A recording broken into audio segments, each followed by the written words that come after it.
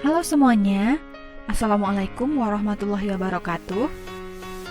Selamat datang di channel YouTube aku.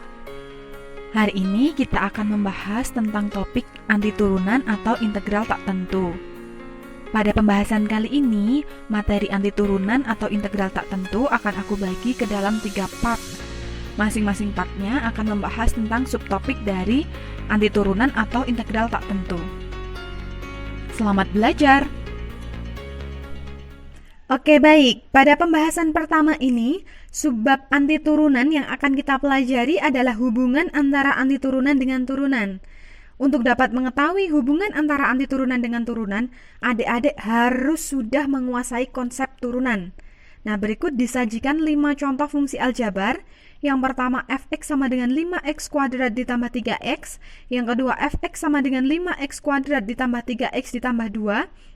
Yang ketiga, fx sama dengan 5x kuadrat ditambah 3x dikurangi 9. Yang keempat, fx sama dengan 5x kuadrat ditambah 3x ditambah 7 per 11. Yang kelima, fx sama dengan 5x kuadrat ditambah 3x dikurangi 100 per 101.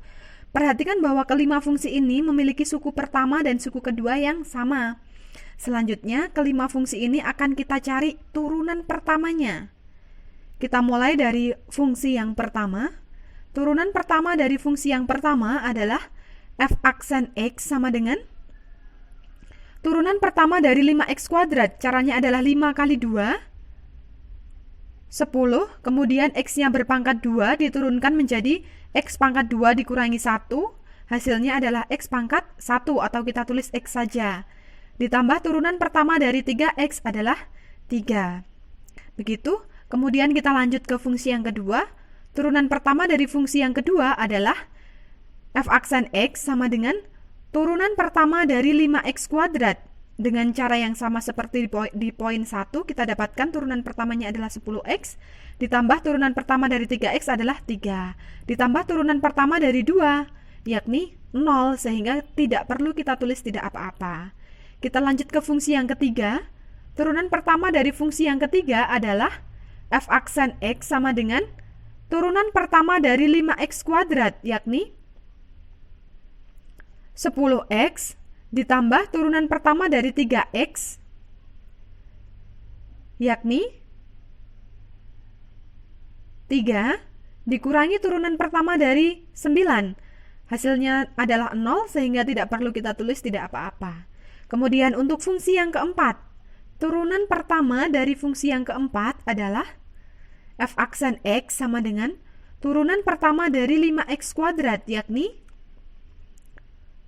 10x ditambah turunan pertama dari 3x, yakni 3 ditambah turunan pertama dari 7 per 11, yakni 0 ya, sehingga tidak perlu kita tulis tidak apa-apa. Kita lanjut ke fungsi yang terakhir. Turunan pertama dari fungsi yang kelima adalah f aksen x sama dengan turunan pertama dari 5x kuadrat, yakni 10x ditambah turunan pertama dari 3x, yakni 3 dikurangi turunan pertama dari 100 per 101, yakni 0 ya, sehingga tidak perlu kita tulis tidak apa-apa.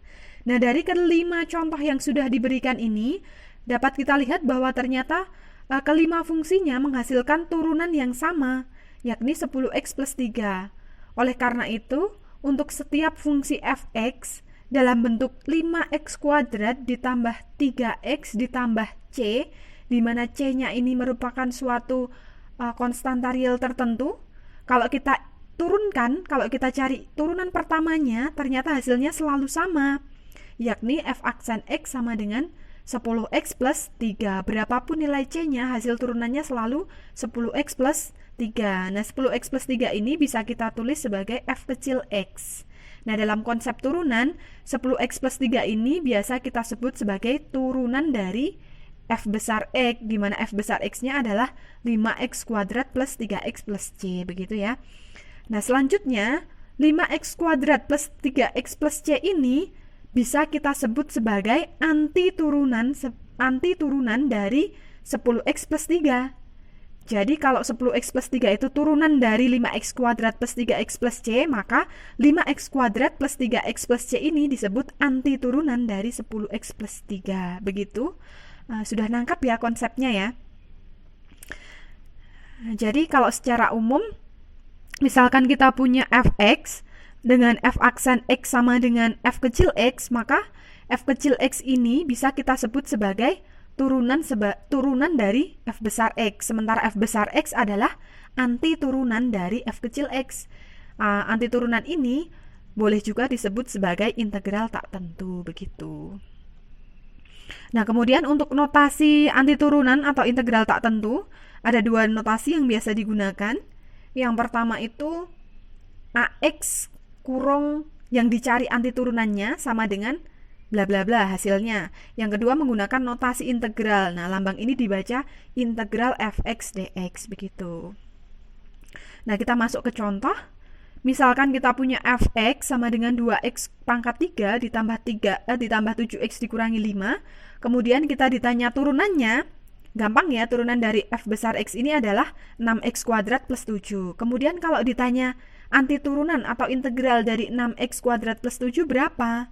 Nah, kita tulis integral 6x kuadrat plus 7 dx. Hasilnya ya kembali ke fungsi semula tadi, kembali ke fungsi awalnya itu, yakni 2x pangkat 3 plus 7x plus c.